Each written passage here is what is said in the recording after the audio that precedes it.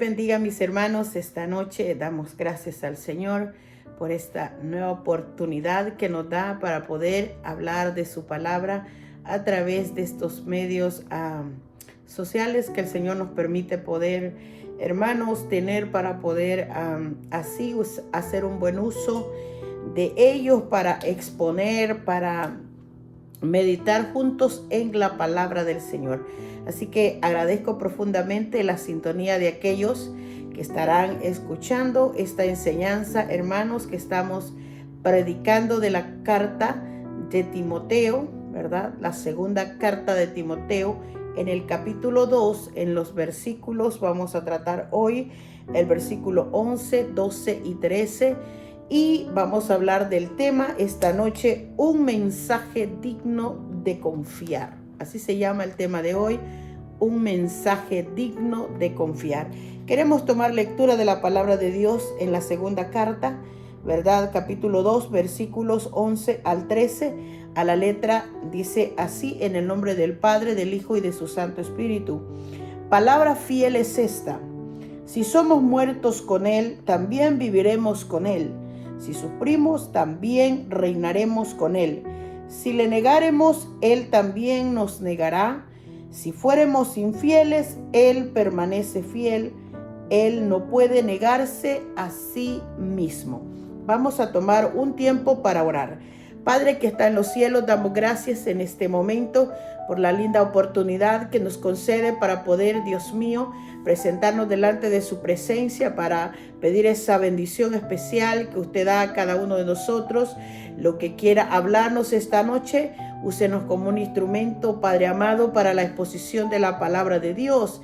Queremos que ella, Padre, llegue con poder para que cumpla toda la efectividad con la que es enviada, que cumpla especialmente sus propósitos y que llegue, Padre, a donde tiene que llegar, al corazón del hombre, de las vidas de los hermanos, de alguna vida, Señor, que será tocada por el poder, primero de su Santo Espíritu y segundo por el poder que tiene esta palabra. Así que bendiga a los oyentes que estarán escuchando este mensaje para la gloria de su nombre y para la edificación de sus almas.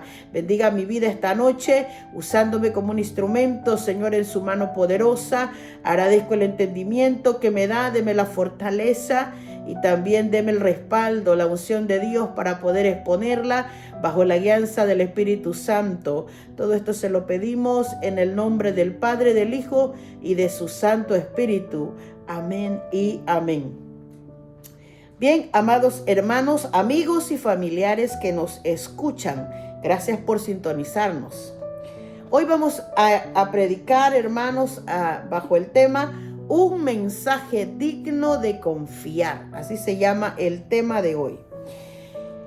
Pablo comienza con una frase para mí muy verdadera, muy poderosa, hermanos, cuando él escribe en el versículo 11, palabra fiel es esta, dice la Escritura, palabra fiel es esta. Dando, hermanos, a conocer, ¿verdad? Hoy en la enseñanza tiene un propósito acerca, hermanos, de aquellas cosas que hablaba Pablo en ese momento. Son las afirmaciones que él, bendito sea el nombre del Señor, dice a continuación. Pero primero quiere, hermanos, que nosotros sepamos de que las cosas que van a decirse a continuación son palabras fieles. ¿Por qué se le llama fieles? Fiel se le llama a los dichos que son fidedignos. Literalmente el concepto así dice que Pablo los llama dichos fidedignos, es decir, que son dignos de ser creídos, dignos, hermanos, de ser escuchados o que merecen crédito. Hay una confiabilidad en lo que continúa. Bendito sea el nombre del Señor. Así que cuando él dice palabra fiel es esta, quiere decir que lo que va a decir a continuación es verídico, es verdad, es fiable. Se puede confiar en lo que se va a decir porque es digno de confianza. ¿Por qué es digno de confianza? Bueno, porque proviene de Dios.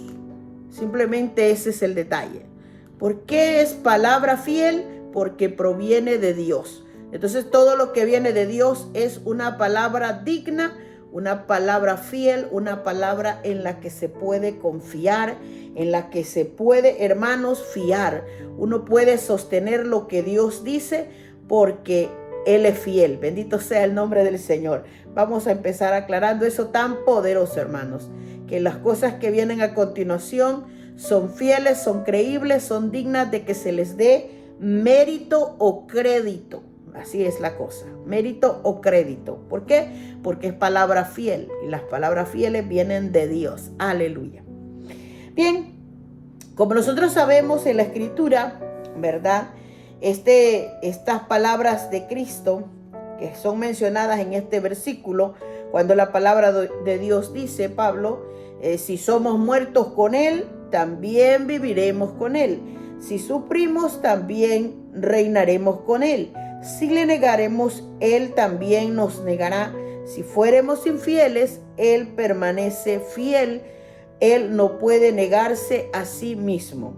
Estos dichos o estas frases, hermanos, bueno, hay muchas cosas que tenemos que hablar para concentrarnos en el objetivo de este mensaje. Número uno, hermanos, que yo notaba es que estos dichos, ¿verdad? Están compuestos, son frases compuestas tanto de la causa y del efecto, de una promesa y de una condición, así, literalmente. ¿Por qué?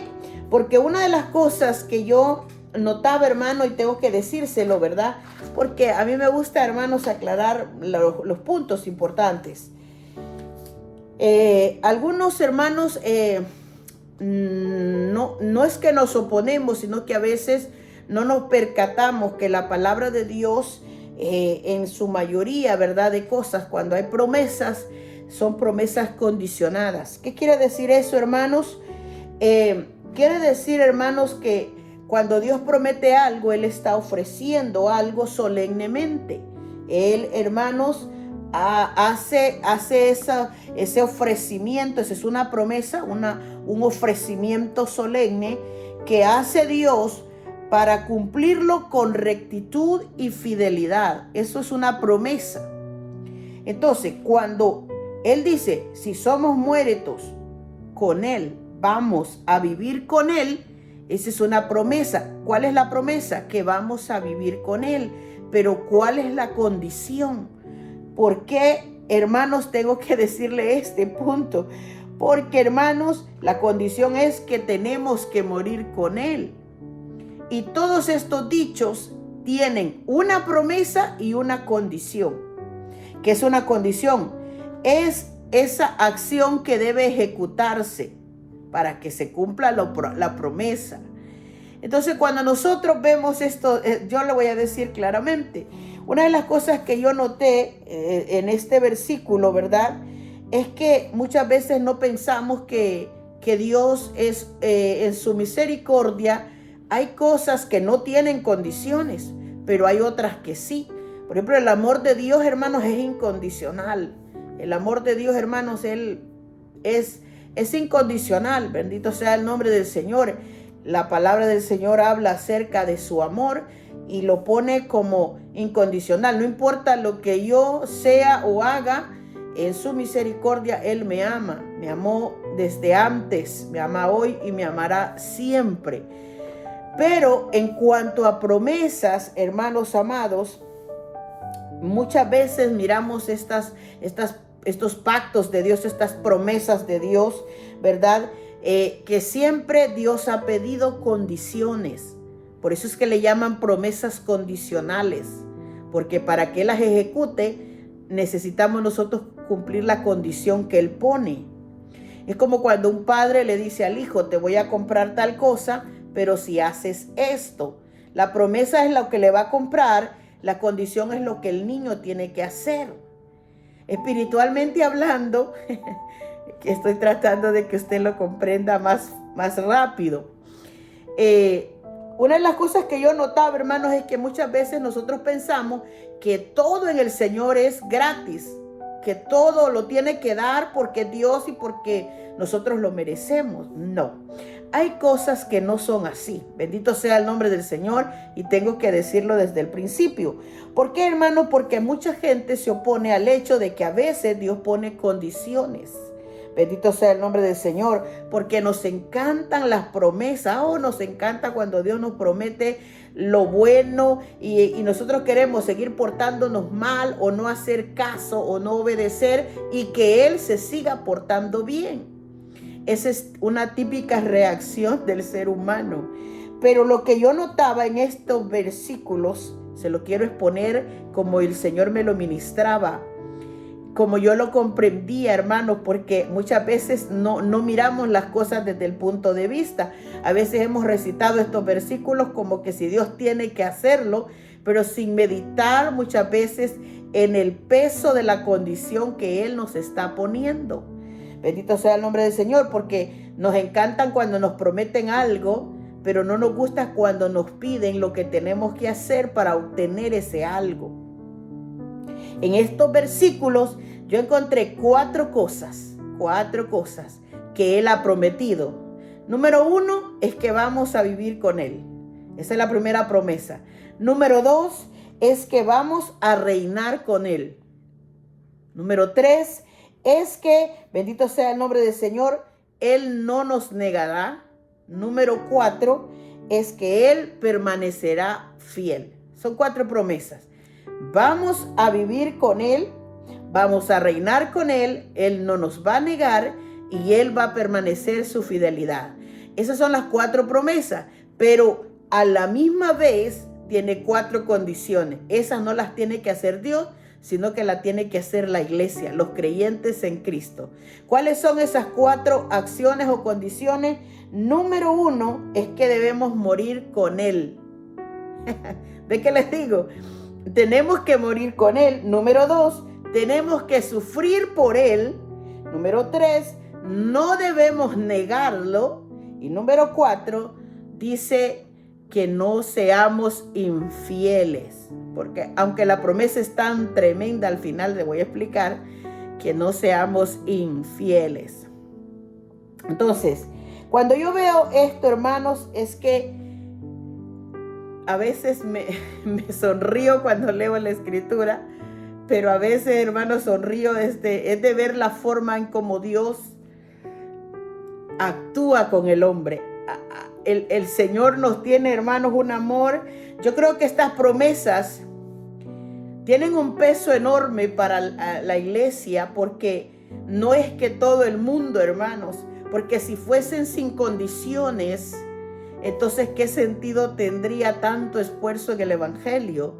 ¿Qué sentido tendría tanta pena que se sufre? ¿Qué sentido tendría tantas acciones negativas si no hay que sufrirlas? Porque Él de todas maneras nos va a amar, vamos a vivir, Él nos va a llevar a su reino.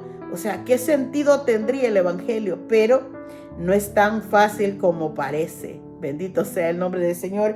Y esta era una de las cosas, hermanos, que yo notaba en esta porción de la palabra del Señor. Desde el principio, hermanos, de los tiempos, el Señor actuó así con el pueblo de Israel. El Señor le pedía ciertas cosas, les prometía ciertas cosas, pero les demandaba que también ellos tenían que hacer alguna cosa, alguna condición para que ellos gozaran de esas bendiciones. Hoy quiero concentrarme directamente en los puntos que significa morir con Él. Bendito sea el nombre del Señor. Y que significa el hecho de que vamos, hermanos, dice que para reinar hay que sufrir. ¿Cómo se interpreta eso? Que para que Él no nos niegue, tampoco nosotros debemos negarle. ¿A qué se refiere eso? Y ¿verdad? Vamos a exponer el punto de que si fuésemos infieles, esa promesa creo que es la más fácil, pero vamos a ver todas las cosas desde un punto de vista bíblico. Vamos a empezar diciendo, si somos muertos con Él, también viviremos con Él. ¿Qué significa la palabra morir? Bueno, Pablo explica en el libro de Romanos, capítulo 6, verso 8, Vamos a leer algunos versículos de ese capítulo. Romanos 6:8 dice: y si morimos con Cristo, creemos también que viviremos con Él. El verso 9 dice: sabiendo que Cristo, habiendo resucitado de los muertos, ya no muere, la muerte no se enseñorea más de Él. Porque en cuanto murió, el pecado murió una vez por todas, ¿verdad? Mas en cuanto vive, para Dios vive. Así también nosotros o vosotros consideraos muertos al pecado, pero vivos para Dios, en Cristo Jesús, Señor nuestro. Este versículo, hermanos, habla acerca de lo que significa, bendito sea el nombre del Señor, el morir en Cristo. Este versículo tiene relación con otros versículos de la Escritura, hermanos. Por ejemplo, Mateo 16:24, por ejemplo, la palabra del Señor dice, ¿verdad?, que nosotros tenemos que negarnos a nosotros mismos y tomar la cruz cada día y seguirlo. Esto se refiere, hermanos, en un ámbito espiritual, tiene que ver con que nosotros dejemos nuestro yo interior. Sí, así lo puedo explicar. Totalmente a la disposición de Dios. Por eso es que Pablo habla acerca de muchas cosas, acerca de esto. Cuando nosotros venimos a Cristo, se trata de una rendición, de una entrega total. Es como si nosotros le dijéramos a Dios: bueno, en la vida me he gobernado solo, he hecho lo que he querido, he dicho lo que he querido, pero hoy vengo a ti para que tú tomes el control de mi vida. Y yo me pongo a tu disposición para que ya no haga yo lo que quiero, sino que estoy dispuesta a someterme para hacer lo que tú quieres. Eso es lo que le puedo explicar respecto a la muerte. Es el negarse al yo, es negarse a lo que el corazón pide, a lo que la carne anhela. Ese es un punto de vista, hermanos. Es como, por eso yo le decía, es como una entrega, una rendición de mi vida. Pero no es solo del cuerpo, es una rendición de la voluntad. Es una rendición de la mente. Es decir, Señor, mi cabeza me ha gobernado todo este tiempo. He hecho todo lo que he querido, he hecho todo lo que pienso, he hecho todo lo que he sentido, pero hoy me rindo a ti para que tú hagas conmigo lo que tú quieras. A eso se llama morir. No está refiriéndose a una muerte física, aunque la muerte física también nos llegará un día a todos. La Biblia lo dice así claramente. Pablo lo escribe también en las cartas de los Corintios, que está establecido que el hombre muera una vez y después el juicio. Corintios, Tesalonicenses habla acerca de esos eventos y físicamente vamos a morir. O sea, hay que aclarar de qué clase de muerte es, porque la muerte física todos la vamos a tener. No sabemos cuándo nos toca a cada uno. A mí me gusta explicar esto de manera resumida, porque la gente cree que esto no es para los creyentes. ¿Cómo no? En realidad habla de una muerte espiritual, una rendición de la vida, del corazón, de la voluntad, de la mente, una entrega total a Dios para que Él haga con nosotros lo que quiere. La muerte física nos va a llegar a todos. La palabra del Señor afirma de que nuestros días están contados en la mano de Dios. Es decir, cuántos días, cuántas semanas, cuántos meses, cuántos años, Dios lo tiene en su mano. ¿Dónde lo dice? En el libro de Job habla de eso. Bendito sea el nombre del Señor. También los salmos expresan esas cosas. Algunos proverbios también hablan de eso. Acerca de la muerte, Pablo habla de la muerte también. Y lo único que yo comprendía de ese punto de la muerte física es que todos están. Hay una línea en el mundo. En la línea de la muerte estamos todos. Lo único que no sabemos quién va adelante, quién va en medio y quién va atrás. no sabemos quién será el próximo, no sabemos esas cosas porque no fueron establecidas para conocimiento del hombre.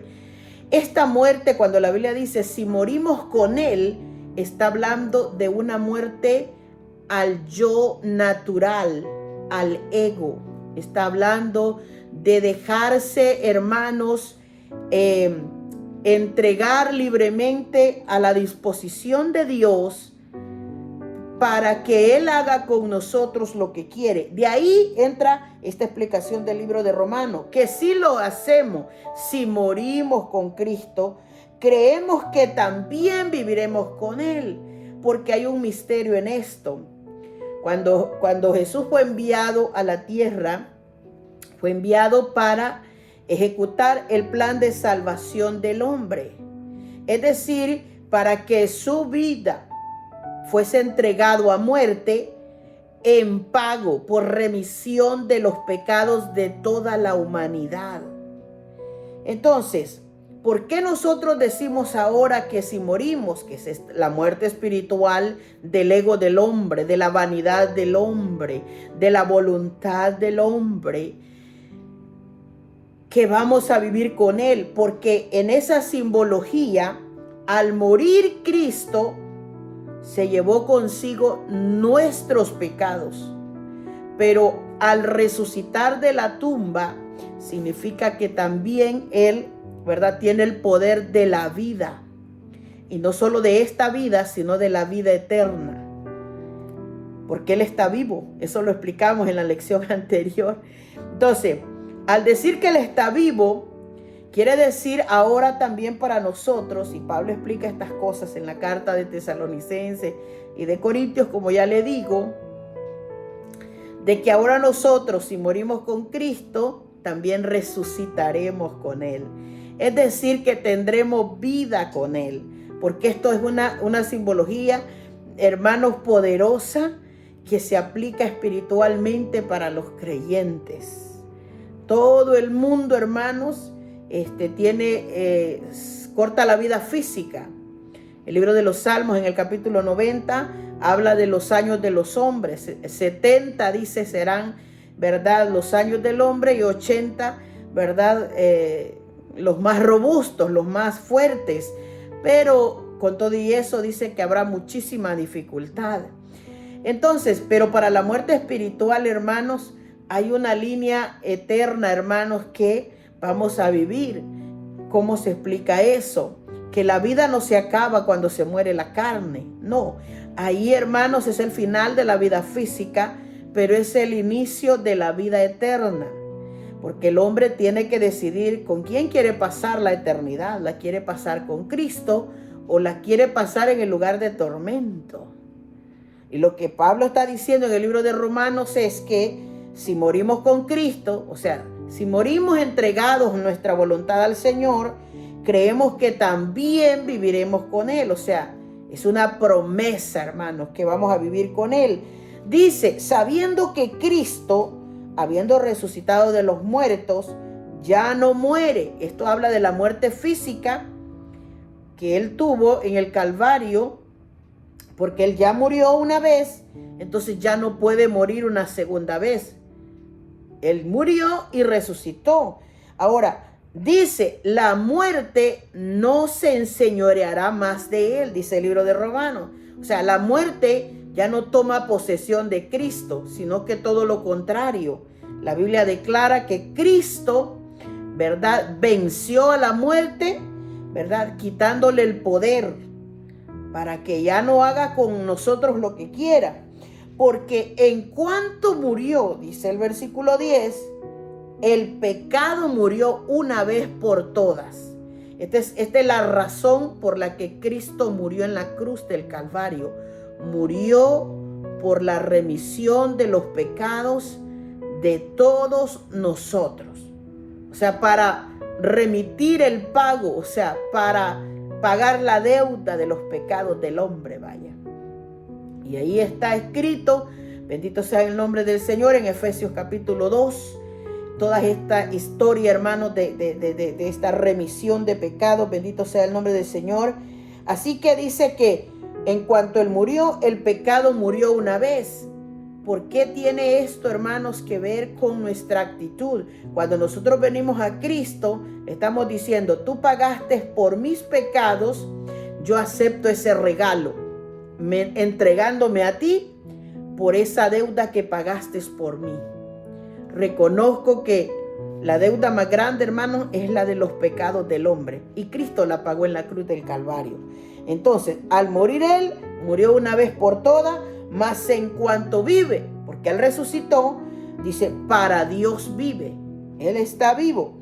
Así también nosotros debemos considerarnos muertos, ya no en lo físico, sino al pecado, dice Pablo, pero vivos para Dios. Esto es en lo físico. Muertos al pecado, porque hemos dejado morir, ya no queremos pecar. El pecado, no le encontramos al pecado un deleite. No sentimos ahora satisfacción cuando pecamos, cuando le fallamos a Dios.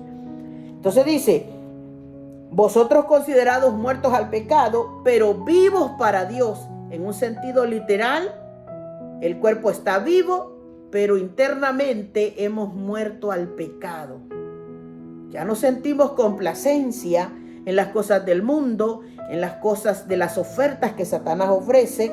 Y dice que esta vivencia, pero vivos para Dios en Cristo, porque es a través de la muerte de Él, en Cristo Jesús, el Señor de nosotros. Hablando de que ahora hay alguien que nos gobierna. Ya no nos mandamos solos.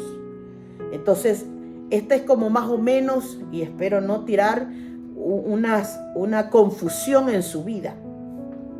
Hágamelo saber en algún comentario si fue entendido o no, pero la intención, hermanos, es que podamos explicar de una forma lo más clara posible las cosas, pero no quiere decir que somos perfectos, hermanos, en la exposición. No, nos hace falta muchísimo, pero tratamos un poquito de que usted comprenda también estos puntos. Ahora queremos leer cuando la Biblia dice si somos muertos con Él. ¿A qué se refiere cuando dice que somos muertos? Romanos 6:5, ¿verdad? Dice, porque si fuimos plantados juntamente con Él en la semejanza de su muerte, así también lo seremos en la resurrección. Y si morimos con Cristo, dice el versículo 8, que ya lo hemos leído, ¿verdad? Creemos que también viviremos con Él. Estas son promesas, porque el versículo base dice que si somos muertos con Él, la promesa es que también viviremos con Él. Así que, ¿qué es lo que nosotros debemos hacer? Juan 14:19 dice, todavía un poco y el mundo no me verá más, pero vosotros me veréis. Esto fue cuando Cristo estaba vivo, se lo prometió a los discípulos, porque yo vivo. O sea que, aunque Él iba a pasar por la muerte, Él ya sabía que Él iba a resucitar. Y que ahora nosotros, como le dije anteriormente en una lección, este es el poder, hermanos, del Evangelio, de la resurrección, que esto no es simbólico, esto es real, y que por tanto nosotros ahora nos gloriamos en decir que servimos a un Dios que está vivo.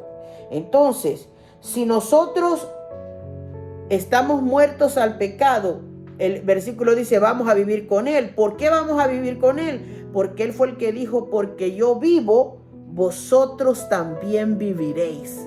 Estas son las promesas, hermanos, que el Señor hace para nosotros. Segunda de Corintios, capítulo 4, verso 10, dice Pablo que llevando en el cuerpo siempre por todas partes la muerte de Jesús. ¿Cómo se lleva esa muerte? Para que también la vida de Jesús se manifieste en nuestros cuerpos, dice este hombre, ¿verdad? Dice que nosotros llevamos en el cuerpo por todas partes la muerte de Jesús. ¿En qué sentido? Bueno, podría decirse en muchos sentidos, pero uno de los principales, hermanos, es que, por ejemplo, le voy a decir, ¿verdad? Cuando nosotros fallamos ahora, porque no quiere decir que no fallamos hoy en día. El creyente que ha muerto en Cristo, cuando peca, ya sea con alguna cosa, lo primero que siente es redarguir en su corazón, porque se acuerda de que el Señor ya murió por los pecados que había cometido antes. Entonces, al fallarle ahora, siente que es como ofender a Cristo otra vez de nuevo. ¿Me entiende? Entonces traemos a memoria la muerte de Jesús cada vez que le fallamos. Cuando Pablo dice, llevo en mi cuerpo siempre por todas partes la muerte, porque también cada vez que un creyente sufre, cada vez que un creyente, hermanos, es ya sea, hermanos, vituperado o bueno, más adelante vamos a ver esos efectos, ¿verdad? Está experimentando un poquito de el padecimiento de Cristo. No estamos sufriendo las mismas cosas que Él sufrió, pero estamos experimentando un poquito, porque en el Evangelio, hermanos, ese poquito es necesario que lo vivamos, que lo padezcamos.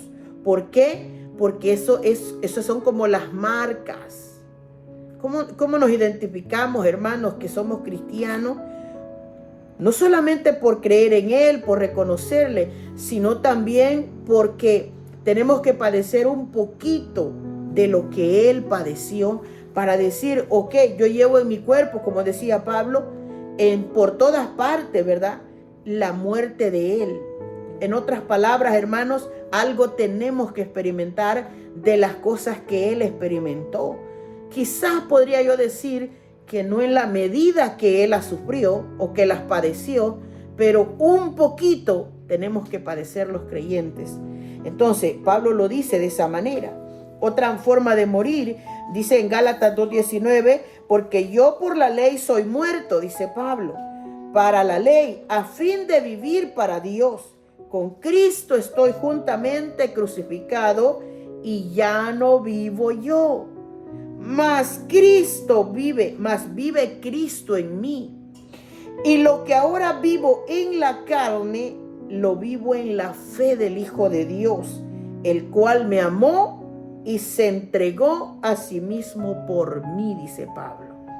¿Qué quiere? Era más o menos lo que le explicaba al principio, que negarse a sí mismo o morir para Cristo es esta especie de que ahora estamos crucificados con Él en un sentido simbólico. Estamos crucificados, dice, estoy juntamente crucificado, y dice, ahora ya no vivo yo. En otras palabras, ya no me mando yo, sino que vive Cristo en mí. ¿A quién tenemos adentro? A Cristo. Y dice, y lo que ahora vivo, lo que hoy hacemos, ya no lo vivo en la carne. O sea, estamos en este mundo, hermanos, pero nuestras acciones ya tienen que ver con lo espiritual, porque tenemos a un Dios que está morando dentro de nosotros. Entonces dice él, no lo vivo en la carne, sino que lo vivo en la fe. ¿Por qué? ¿Por qué me cuido? ¿Por qué honro a Dios? Porque yo espero algo de Él. Bendito sea el nombre del Señor. Y dice, en la fe del Hijo de Dios, el cual, o sea, la razón por la que lo hago, primero, porque Él me amó. Lo que dice Juan 3:16. Y asimismo se entregó, o sea, dio su vida por mí. Tremendo, ¿no? Tremendo. Ahora, ¿qué dice la Escritura respecto a esa gran promesa? Que si morimos, ¿verdad? Que si morimos, dice, si somos muertos con Él, también viviremos con Él. Porque la promesa está que viviremos con Él. ¿En qué se basa esa promesa? Dice 2 Corintios 13:4, porque aunque fue crucificado en debilidad, o sea, en la parte humana, Él sufrió dolores, vive por el poder de Dios. O sea, está vivo porque en el plan de Dios está que este Hijo Jesús iba a ser enviado en carne, pero resucitado en el Espíritu. Y por eso es que Él es el Dios, hermanos, más grande de toda la tierra, porque en el plan de Dios está que Él vive en el poder de Dios, pues también nosotros somos débiles, dice. O sea, estamos en esta carne, en Él, pero la esperanza que tenemos es que viviremos con Él por el poder de Dios para con vosotros. ¿Basado en qué? Como dice Pablo, en la fe que tenemos en Cristo Jesús. Es decir, en lo físico vamos a morir, como dice el versículo. Nosotros también somos débiles, hablando de la carne, debilidades. Vamos a sufrirlas, pero dice, pero la esperanza es que viviremos con Él, que hay un lugar en el que viviremos con Él. Lo que le prometió a los discípulos en Juan capítulo 14, ahora Él está afirmando estas promesas. Bendito sea el nombre del Señor, y lo haremos por el poder de Dios para con vosotros. Esto dice Pablo. En 1 Tesalonicenses 4:17, Pablo también escribe, luego nosotros, los que vivimos, ¿verdad? Los que hayamos quedado, seremos arrebatados juntamente con ellos en las nubes para recibir al Señor en el aire, y así estaremos, ¿ve? Dice, siempre con el Señor. Esa promesa de que vamos a vivir con Él es una promesa fidedigna. Hay que creerla. ¿Por qué, hermano? Porque este versículo de Tesalonicenses habla acerca de cuando Él venga, ¿verdad? Cuando venga, ¿verdad? El arrebatamiento de la iglesia. Los que están muertos en Cristo, los que ya están en las tumbas, van a resucitar primero, dice la Escritura. Y los que estén vivos, ¿verdad? No sabemos quiénes, no sabemos si nosotros, no sabemos. Pero dice los que vivimos, los que estén vivos, los que estén quedados, seremos, dice, arrebatados, trasladados juntamente con ellos, con los que están muertos y son levantados, en las nubes para recibir al Señor, para vivir, dice, con Él. Así estaremos siempre con el Señor. 1 Tesalonicenses 5:10, quien murió por nosotros para que, sea que velemos o que durmamos, vivamos juntamente con Él. Son versículos que simplemente están apoyando, hermanos, o dando testimonio de la veracidad de las palabras, de esas promesas que Cristo hizo, de que un día viviríamos con Él. Y esa es la esperanza de los cristianos. ¿Por qué somos cristianos? Bueno, porque soy cristiana. Bueno, le voy a explicar, ¿verdad? Porque yo ya entendí a través de la Escritura que esta vida aquí en la tierra no lo es todo. Que esta vida es momentánea. Que este tiempo, hermanos, en la línea de la vida, este es un pedacito que nos presta Dios aquí en la tierra. Pero que la vida eterna está después, donde vamos a vivir con Él, donde nos ha prometido venir por nosotros, llevarnos a las moradas que le dijo en el capítulo de Juan 14, en la casa de mi Padre muchas moradas hay. Si no fuera así, yo lo hubiera dicho, voy pues, dijo, a preparar moradas para que donde yo estoy, ¿a dónde está Cristo? En las moradas, allí vosotros estaréis, dijo Jesús. Entonces hay una promesa de que vamos a vivir con Él. Ahora, si hemos muerto con Él, ¿verdad? Cuando venimos a Cristo, le recibimos como nuestro Salvador, su muerte se convierte en la nuestra. O sea, la muerte de Él es el pago de nuestros pecados. Porque eso es lo que dice el libro de Romanos. La paga del pecado es la muerte. O sea que estamos hablando de una muerte física. Pero al venir Cristo a nosotros, con Él nosotros vivimos. Él es el que nos da la vida. Y nos ha prometido también que viviremos eternamente con Él. Nos identificamos con Él y somos resucitados con Él para que vivamos una nueva vida en Cristo. Esto significa, ¿verdad?, que este mismo día Él quiere vivir, ¿verdad?, en nosotros. El día que venimos a Él, Él quiere vivir en nosotros. Su vida es a través de nosotros por medio del poder de Dios. Eso es lo que dice la Escritura. Entonces, no sé, hermanos amados, estoy procurando lo más que puedo que no quede confuso el punto. La muerte tiene que ver con la muerte espiritual del hombre, de su ego, de su voluntad, de sus deseos, es sometimiento a Dios.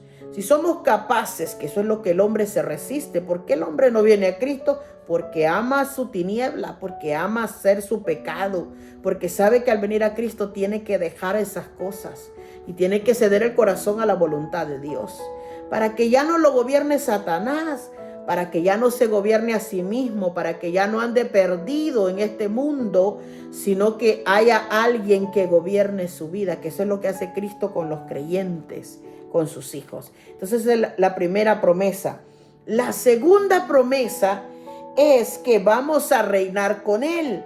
Pero ¿cómo es eso de reinar con Él? Dice, si sufrimos, dice la condición, también reinaremos con Él. Si sufrimos.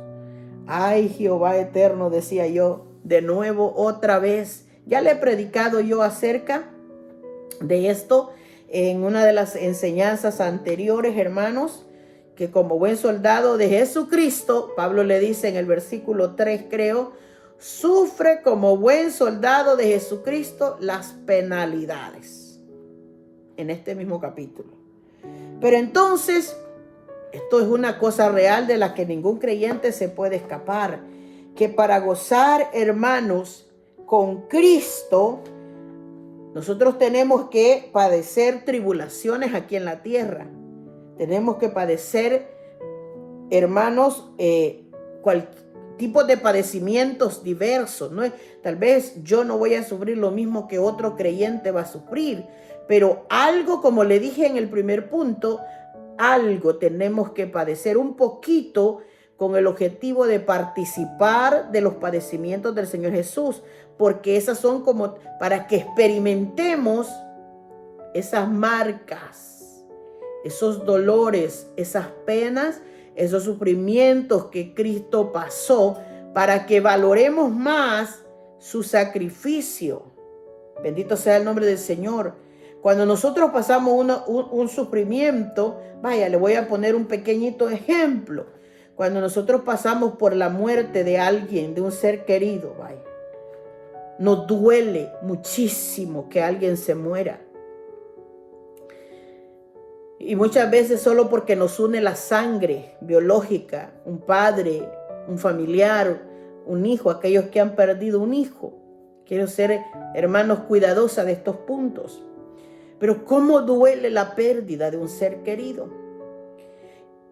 ¿Por qué, hermanos? Porque la persona siente como que si le arrancan parte de su alma, que la persona no vuelve a ser la misma, porque es la muerte de alguien que ama. Pero pocas veces nos ponemos a pensar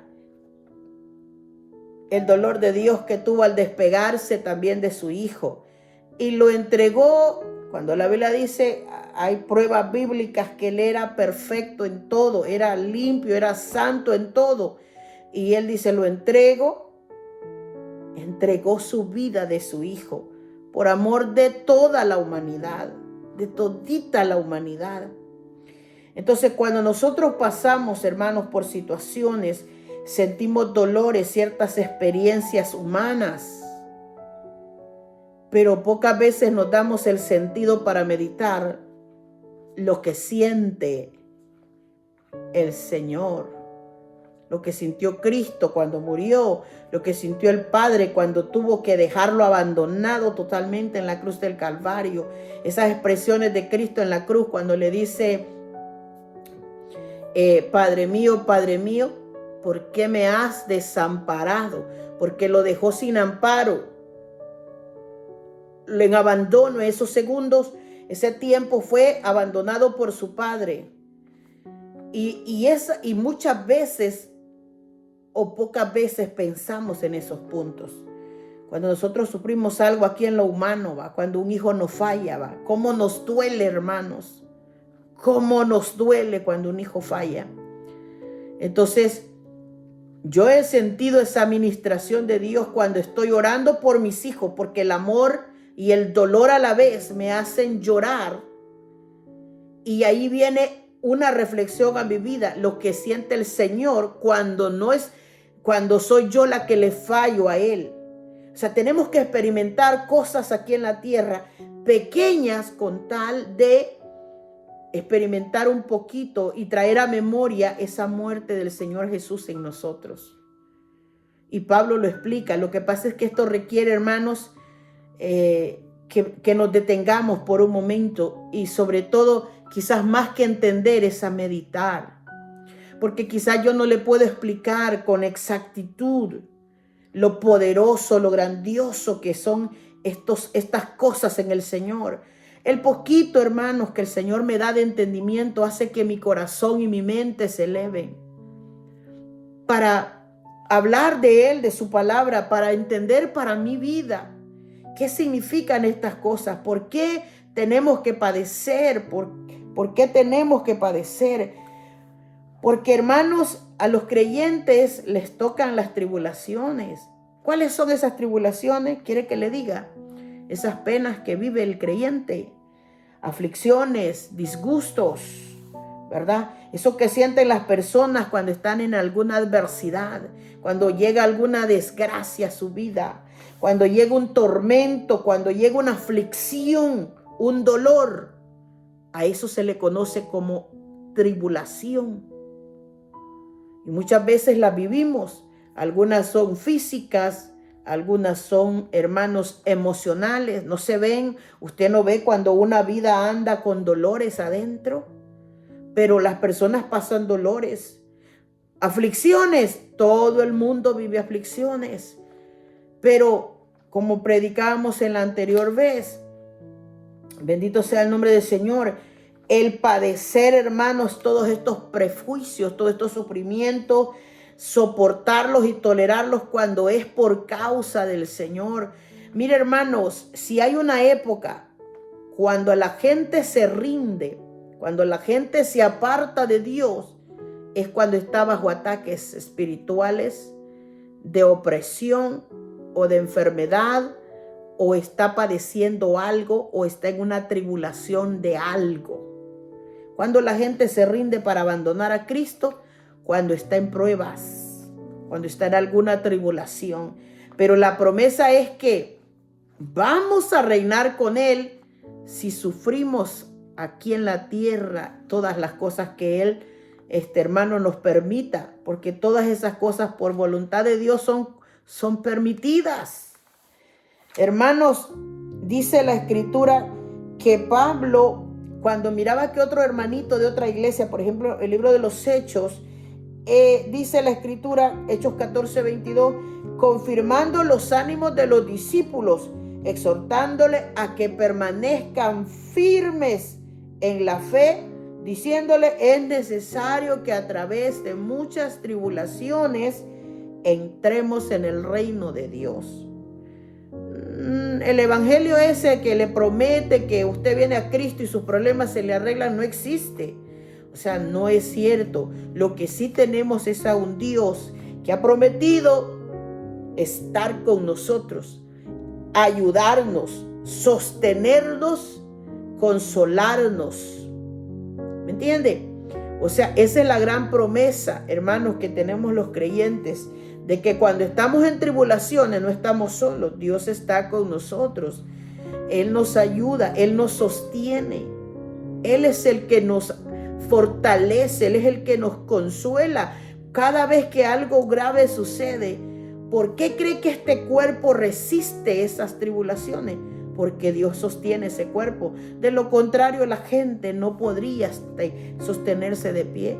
Hay situaciones que vienen a nuestras vidas, hermanos, que créame, y yo sé que todo padre que me escuche esta enseñanza, esos padres que han sufrido penalidades de dolor, angustias, tribulaciones de dolor, esos que han perdido hijos, hermanos, ni yo me puedo imaginar lo que siente un padre. No somos capaces, por eso no debemos atrevernos a meternos en profundidad en estos temas, pero podemos tocarlos, ¿verdad? Respetando, hermanos, todas las cosas humanas que podemos. ¿Por qué cree que un padre soporta? El padre dice, yo me muero. El padre siente, se fue mi hijo, siente que se muere con él. Pero ¿por qué no se muere? Porque hay un Dios sosteniendo esa vida. Entonces tenemos las promesas de que cuando algo nos ocurre, cuando estamos bajo una tribulación, ¿qué es pena, disgusto, aflicción? Hermanos, algún tormento, alguna aflicción, algún dolor. Dios está ahí, eso sí lo tenemos.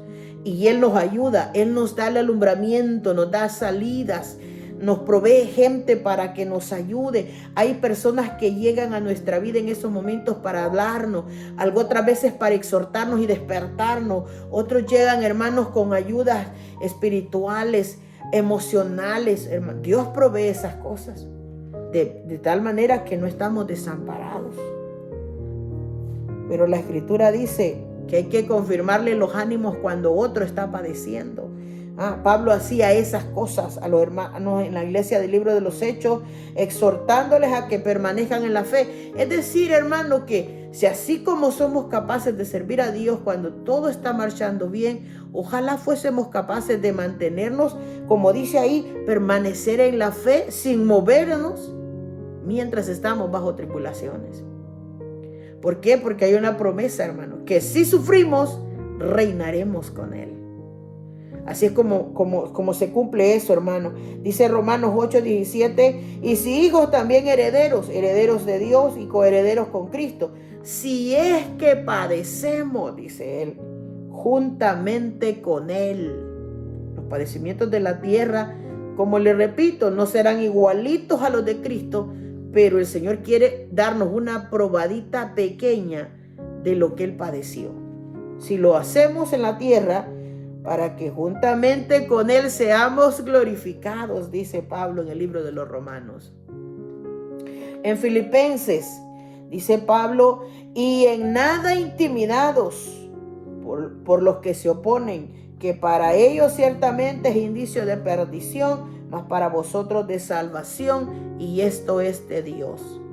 ¿Cuánta gente, hermanos, se deja intimidar por amenazas? Ya le voy a explicar un poquito más adelante, porque en este punto quiero dedicar unos minutitos a algo muy importante. Hermanos, estar intimidado es estar amenazado por otra persona. Hacer que alguien sienta miedo y temor, eso dice el concepto. Es amedrentar a otro, atemorizarlo con amenazas o bajo amenazas. ¿Por qué tengo que decirle este concepto?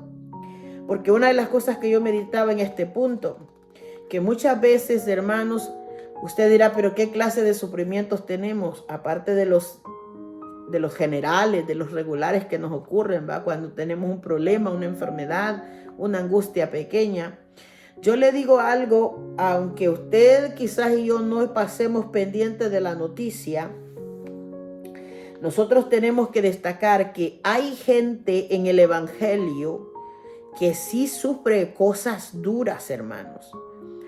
Sufre cosas tremendas. ¿Y sabe quiénes son? ¿A dónde se encuentran?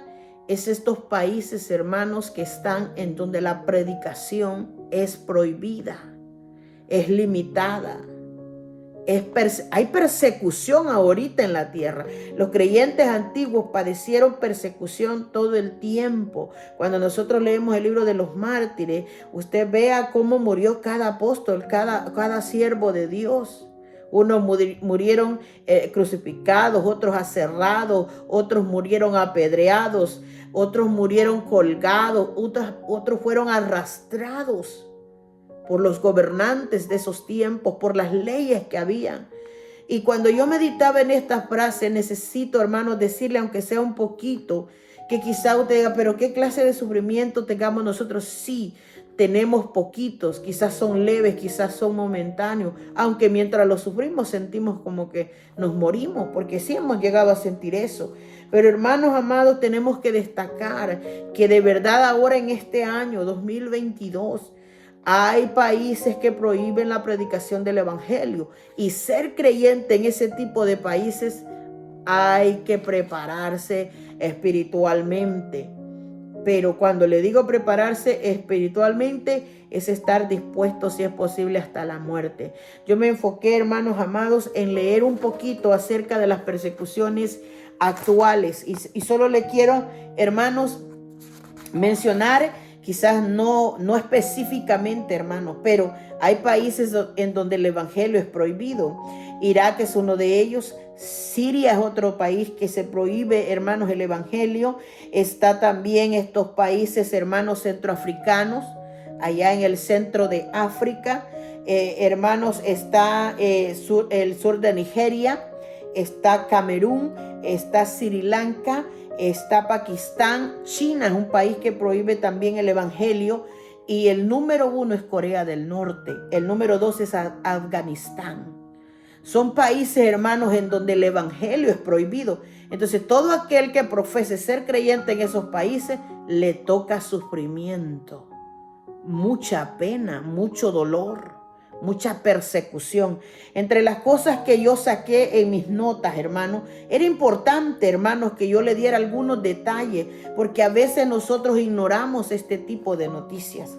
La mayoría de los creyentes no está enfocado en los mártires, en los que están sufriendo, en los que de verdad están siendo perseguidos hoy en día. Entre las cosas, hermanos, que vi son las leyes de estos países. Mire, hermanos, sufren estas personas, hermanos, ataques militantes de los islámicos, de los rebeldes islámicos que le llaman. Hermanos, muchos de estos países sufren conflictos armados internos, los conflictos las leyes que les prohíben, hermanos, dentro de esos países, ¿verdad? Especialmente, hermanos, donde gobiernan los hombres cuya mentalidad es perversa. Bendito sea el nombre del Señor. Ellos quieren establecer la ley del hombre. Entonces, por eso imponen su ley para que las personas se sujeten a esas leyes y de esta manera prohibir el evangelio, prohibir que la gente determine una fe para el Señor. Por ejemplo, hermanos, entre las cosas que anoté, que en Sri Lanka, por ejemplo, hay personas que han muerto en el año 2020. Estas estadísticas están por ese año. Muchas personas fueron heridas en ataques de iglesia. Atacan las iglesias, tirando bombas, entrando personas a matar. Entran a los hoteles donde estén los cristianos. En Pakistán, por ejemplo, es un país donde si alguien habla de Dios y habla, hermanos, en contra del Islam, lo consideran un blasfemo. Entonces atacan al que no sigue al Islam. Y cosas como esa hay personas que las están viviendo. Dice que en China hay un promedio de 415 millones de cámaras en todo el país, que son cámaras de vigilancia. ¿Para qué, hermano? Para reconocer hasta la parte facial de la gente, para escanear los rostros, para tener un control de las personas, para rastrear a la gente. Dice que en este país de China, a los jóvenes que están de entre los 13 a los 18 años, se les prohíbe que ellos asistan a un culto cristiano.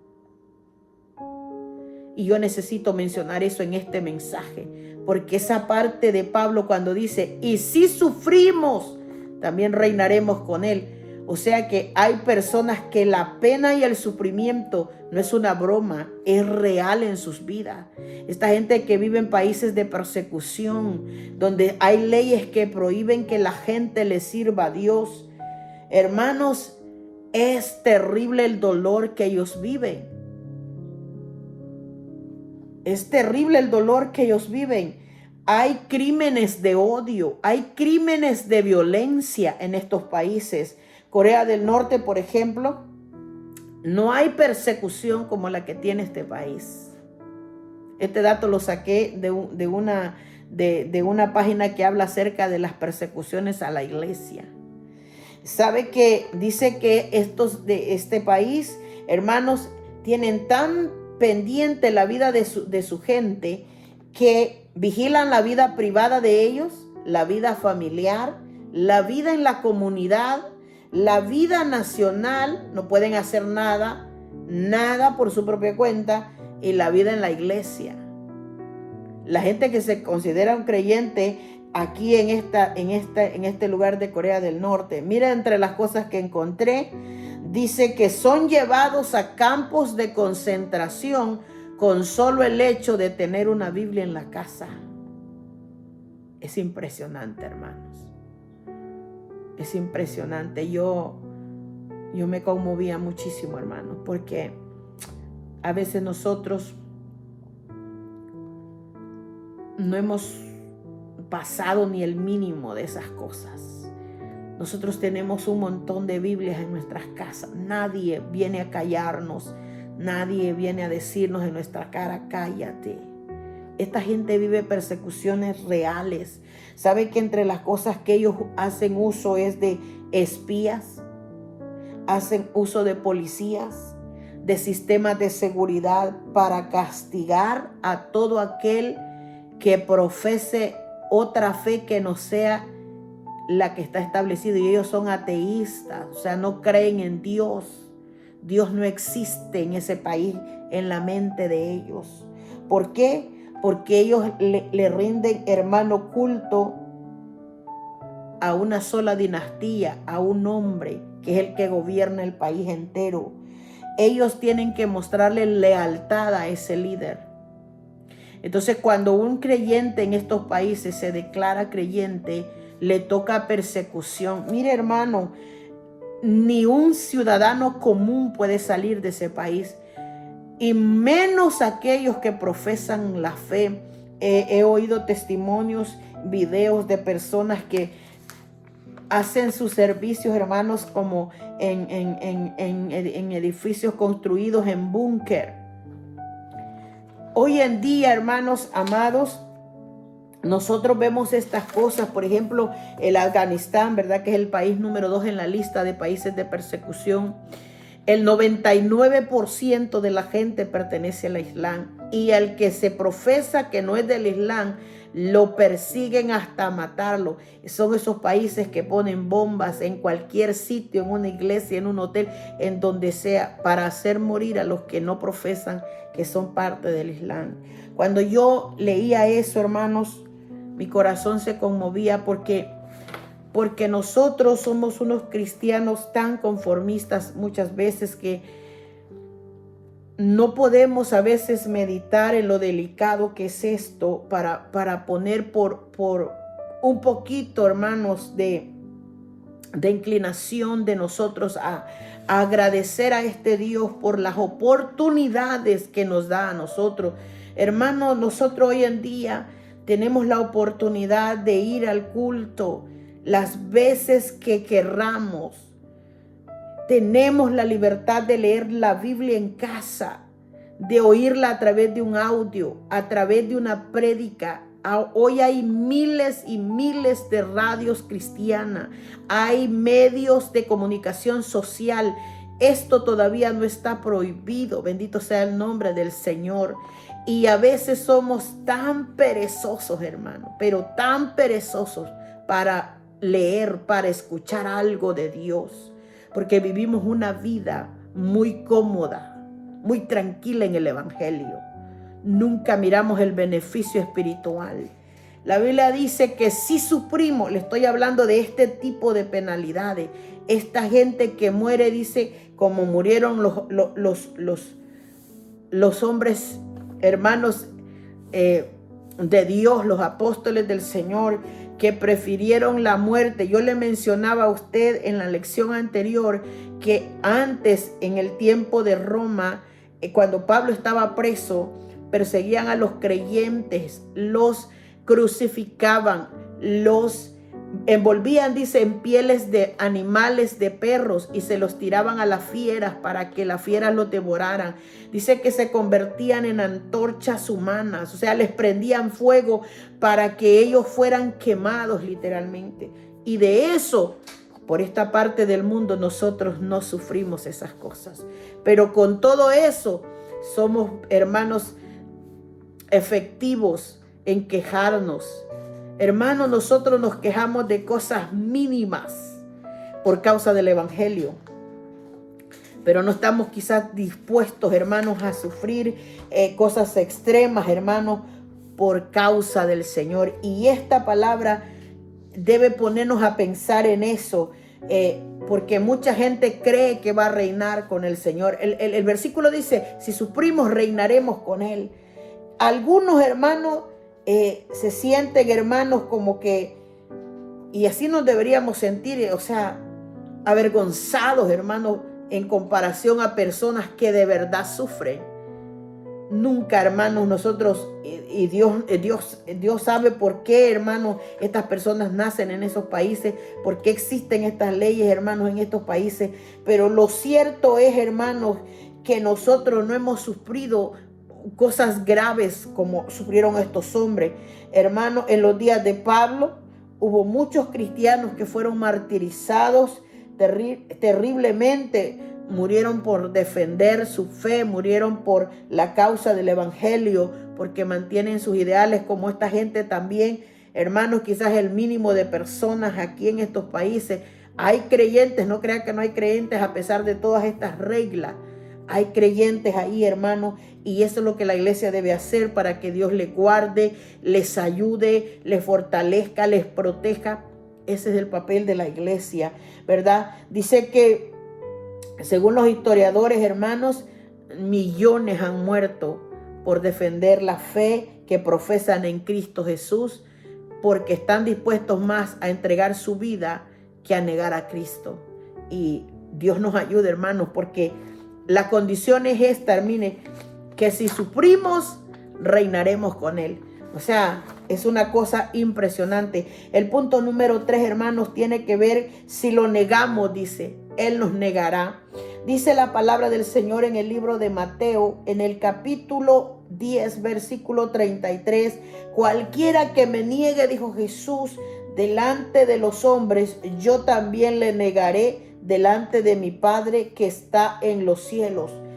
En el capítulo 12 de Lucas, versículo 9, mas el que negare o el que me negare delante de los hombres, vuelve a repetir, será negado delante de los ángeles de Dios. El primera de Juan, capítulo 2, versículo 23, todo aquel que niega al Hijo, tampoco tiene al Padre. El que confiesa al Hijo, tiene también al Padre. ¿Qué es negar, hermanos? Vamos a empezar diciendo que negar es decir que una cosa no es verdad. Eso es negar.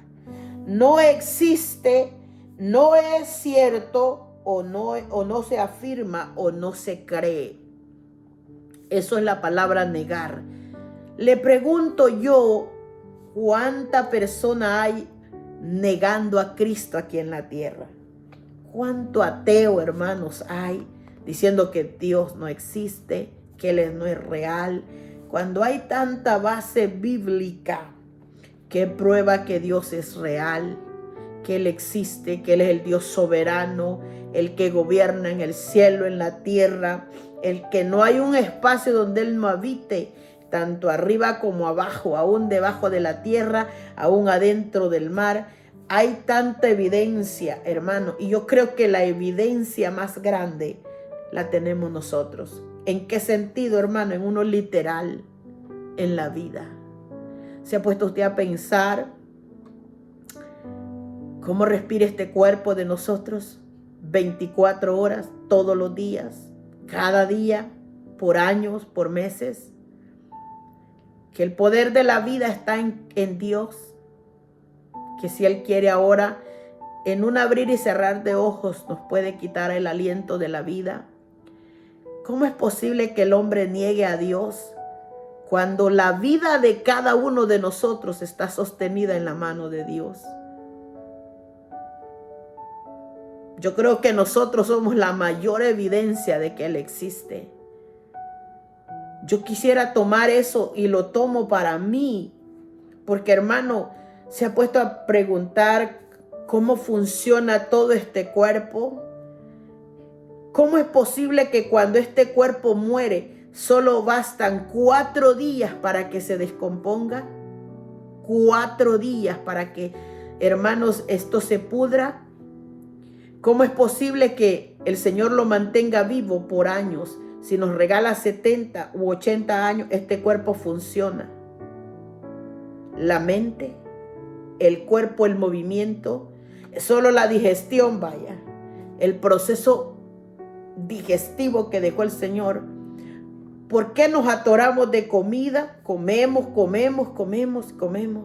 Como dijo Salomón, este cuerpo nunca se sacia. ¿Y por qué no nos morimos? Pregunta interesante. Muy interesante, hermano. Yo realmente digo, entonces, ¿por qué le hablo de este punto? Porque negar la existencia de Dios es uno de los errores más grandes del ser humano. ¿Cómo puede alguien, hermanos, negar al Señor? ¿Cómo puede alguien decir eso no es real, esto no existe? Cuando la Biblia dice que hasta los cielos cuentan su gloria. Los cielos cuentan la gloria de Dios. ¿Quién mueve el viento? ¿Quién trae la lluvia? ¿Quién hace caer la nieve? Ay, Dios mío. ¿Hay un humano allá arriba en el cielo? No. Y aunque hubieran miles, no podrían hacer ese trabajo. ¿Quién es el que mueve la tierra cuando hay un temblor? ¿Quién es el que hace, hermanos, explotar esos volcanes? ¿Por qué suceden estos grandes, hermanos, vendavales? Hermano, ¿cuánto dura un huracán? A veces minutos para que salga a la tierra y haga una destrucción de lo que encuentre a su paso. Y todavía la gente se atreve a decir, es la naturaleza. Pero ¿quién gobierna la naturaleza? ¿Acaso no fue Dios que la creó? ¿Cómo puede alguien negar la existencia de Dios? Ay, Dios mío. Y ya no se diga si lo negásemos espiritualmente. ¿Cómo alguien se atreve a decir que este Dios no es real, que no es cierto, que no está vivo? Hay personas que se atreven son hábiles para decir, pero ¿cómo tú me explicas que Él vino a la tierra? Dame una prueba, dice. Bueno, en estos asuntos de fe hay que creer la Escritura. La Biblia dice que Jesús fue enviado en carne, que era un hombre como nosotros, pero era 100% Dios, que cuando hay registros bíblicos dice que en él no se encontró pecado, que fue llevado a la muerte, que fue resucitado. Yo creo esas cosas por la Escritura, pero hay gente que no las cree. La gente no cree que con solo confesar a Cristo va a ser salvo. Hay gente que no cree eso. Entonces, para ellos está esta palabra de Dios, para los que no creen, para aquellos que ahora, hermanos, niegan al Señor Jesús aún estando en Cristo. Porque aún, hermanos, hay un versículo en el libro de Apocalipsis que el Señor le habla a la iglesia de Pérgamo. Apocalipsis 2:13 dice, yo conozco tus obras y dónde moras, dónde está el trono de Satanás, pero retienes mi nombre, le dice, y no has negado mi fe. Referente a esa cantidad de creyentes, porque cuando habla de la iglesia somos nosotros, ¿me entiende? Pero ¿qué actitudes tenemos? Porque las obras de todos Dios las mira. Pero en este caso es a esos creyentes que el Señor les dice, yo sé a dónde moras y dónde está el trono de Satanás. O sea, gente que vive en el evangelio, pero vive bajo engaño del enemigo. Pero retienes mi nombre. O sea, ellos dicen que son creyentes y no has negado mi fe. O sea, le dicen, ¿tú eres creyente? Bueno, todo el mundo es creyente, hermano. Lo que yo le decía ayer, este es otro de los que nadie quiere aceptar. Mira, hermano, todo el mundo dice ser cristiano, dice creer en Dios, dice tener a Dios, pero dice, ni aun en los días en que Antipas, mi testigo fiel, fue muerto entre vosotros, donde mora Satanás. El Señor conoce la intención de cada persona, sabe lo que hay adentro de nosotros, quién es el que gobierna la vida. Nosotros estábamos diciendo que negarnos al Señor es darle autorización a Dios que Él habita en nosotros. Pero hay gente que no es Dios el que habita, sino que le hacen un trono a Satanás, dice este versículo. Le sirven al diablo, vaya, se ponen a merced del diablo. Hacen lo que Satanás hace. Satanás esclaviza a los hombres. Le voy a poner un pequeño ejemplo. ¿Por qué cree que hay tanto borracho en el mundo? ¿Usted cree que Dios gobierna esa vida? No, esa vida la gobierna Satanás. ¿Por qué? Porque el vicio, hermanos, búscalo en la Escritura, es un pecado. Los borrachos no heredarán el reino de Dios, dice la palabra del Señor.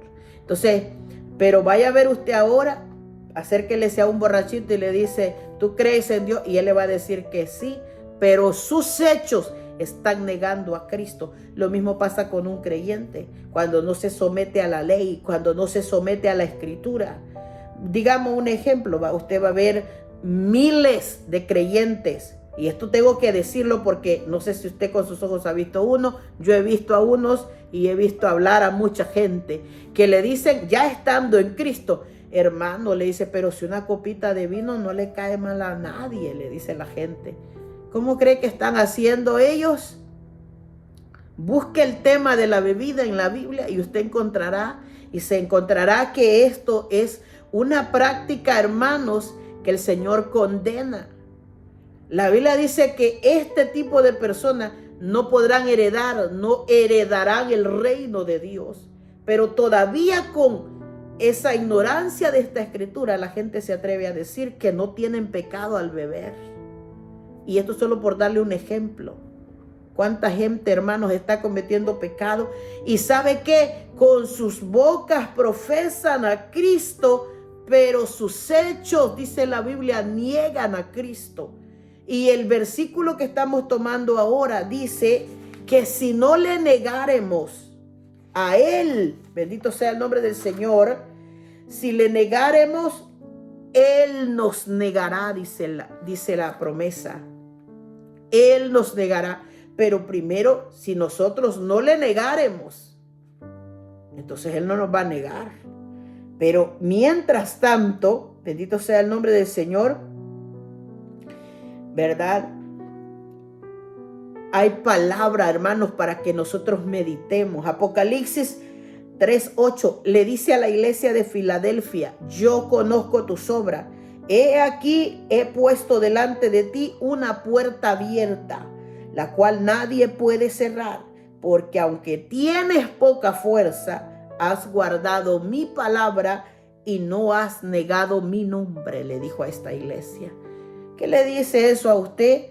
Que existe un sinnúmero de creyentes, hermanos, que en su momento, bendito sea el nombre del Señor, se debilitan. Y el Señor sabe cuando un creyente tiene poca fuerza. ¿Usted cree que no hay creyentes que quieren rendirse, salirse del evangelio, abandonar a Cristo porque ya no aguantan? ¡Ay! Para ellos ese mensaje, yo conozco tus obras. He puesto delante de ti una puerta abierta, la cual nadie puede cerrar. Eso se oye lindo, ¿no? Pero le dice, porque aunque tienes poca fuerza, es ese momento que le llega a los cristianos, donde llega la debilidad, las ganas de tirar la toalla, las ganas de abandonar a Cristo, las ganas de dejar el evangelio. ¿Usted cree que no hay gente que le llega? Sí, el Señor le dice, yo conozco cuando tú tienes poca fuerza, pero a pesar de tu debilidad, guardas mi palabra y no has negado mi nombre. Porque es casi como cuando Job estaba siendo azotado y la mujer le dice, ¿por qué no maldices a tu Dios y te muere? Hay gente que le dice a uno, pero tú pasando tantas pruebas y Dios no te ayuda. No, es que no es un asunto que está basado en cómo yo quiero que Dios actúe. Él actúa conforme a su voluntad. Lo cierto es que, ¿qué tanto resisto yo la prueba? ¿Qué tanto yo resisto el dolor sin negar al Señor, sin abandonarlo, sin mover mi fe, sin que nadie me mueva? Esas son las preguntas que tenemos que hacernos. La Biblia dice que si nosotros, dice la Escritura, le negáremos, Él nos negará. Niega al Señor aquí en la tierra y no espere que allá le reciba. Bendito sea el nombre del Señor. El cuarto punto, si fuéramos infieles, dice Él, Él permanece fiel. Yo creo que esta es la más fácil, porque fieles nosotros para Dios no estamos puestos en esa línea. Estamos puestos como personas que siempre estamos fallándole en algo al Señor. Siempre, hermano. ¿Qué es una persona infiel? Una persona que es inestable, que es poco constante. Una persona, hermanos, que no tiene sus afectos firmes. Es decir, esos creyentes que usted los ve batallar, que sirven un día a Dios y 3 días a Satanás, no son fieles. Esos cristianos que usted va a ver en las iglesias, hermanos, que no son definidos para Cristo, vaya, porque hay miles de gente que son fieles al Señor. Es decir, estos se dieron cuenta que Dios los salvó, aman ese propósito, aman la salvación de Dios, aman a Dios, aman a Cristo, y ahí están firmes. Venga el verano, venga el invierno, venga la lluvia, venga la tempestad, vengan las pruebas, vengan las tribulaciones, ahí están en las congregaciones, fieles sirviendo a Dios. Pero hay unos hermanos que son como el vaivén de la vida. Usted los va a ver correteando en la vida, que días usted los ve con espíritu de creyentes y otros días los ve con espíritus de debilidades terribles, apartados, con acciones por ratos de Dios y otras veces con acciones que no son de un cristiano. ¿Por qué? Porque son infieles. Bendito sea el nombre del Señor, porque sus afectos, sus ideas cambian, sus obligaciones también son movidas, porque le falta compromiso. ¿Hacia quién? Hacia Cristo, hombre. Entonces, yo no estoy predicándole en este punto que yo soy fiel. No, yo trato, me esfuerzo, pero igual siempre le fallo a Dios en algo. Siempre. Y todo creyente le falla a Dios. Por eso creo que la frase esa es tan poderosa, porque dice, si fuéramos infieles, o sea, si llegas a faltarle a Dios, Él ha dado la promesa que permanece fiel, pero no quiere decir que nos da vía libre para que le seamos infieles sin medida o darle rienda suelta a un pecado. No, hermanos, no podemos. Bendito sea el nombre del Señor. En esos puntos tenemos nosotros que mirar que este Dios, nosotros quizá hemos hecho alguna cosa o dicho alguna cosa que merecíamos castigo, pero Dios nos soporta, hermanos, nos tolera, nos aguanta en cierta medida ciertas cosas, porque yo predicaría mal si yo le digo que Dios soporta toda la maldad de los creyentes. No, porque entonces todo el mundo no se portara como creyente. Dios está sobre nosotros mirando, dice la Biblia, nuestros actos buenos y malos. Por los buenos nos dará recompensa, por los malos nos tirará su juicio, su ira, su justicia, vaya. Pongámosle una sola palabra. Este Dios es justo, hermanos. Así que el versículo dice claramente, hermanos, ahí, que Él, si fuéramos infieles, Él permanece fiel, porque Él no puede negarse a sí mismo, dice. ¿Qué quiere decir eso, hermanos? Que es imposible que Dios mienta en estas frases. Isaías 25:1 dice, Jehová, tú eres mi Dios, dijo el profeta, te exaltaré, alabaré tu nombre, porque has hecho maravillas.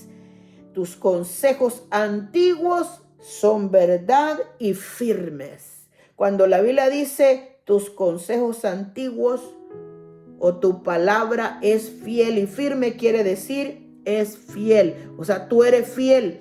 Mantienes lo que dijiste desde el principio, lo mantienes hasta el día de hoy. Eso quiere decir, Números 23:19, Dios no es hombre para que mienta, ni hijo de hombre para que se arrepienta. Él dijo y no hará. Habló y no lo ejecutará, dice la Escritura. ¿Qué quiere decir eso? Dios no es hombre para que mienta. Dios no puede fingir. No, Él no puede fingir, no puede faltar a la verdad, no comete errores, quiere decir. Dios no es hombre para que Él cometa errores. Por eso es Dios. Por eso Él dice, Él no miente, Él no falla. Ni hijo de hombre para que se arrepienta. Es decir, que Él no siente pesar por haber hecho o dicho lo que dijo, porque Él es firme en lo que Él dijo. Dice que Él no cambia de opinión y dice que Él es, dice, o deja de ser consecuente con lo que Él ha prometido. Cuando Él dice que viviremos con Él, Él no está mintiendo. Cuando Él dice que reinaremos con Él, Él no está mintiendo, porque no es hombre. Él no finge en esas cosas. Él no cambia de opinión. Por eso es que al principio de este mensaje dice palabra fiel, palabra que se puede confiar, fidedigna, que se cree, que se le da crédito a lo que Él ha dicho.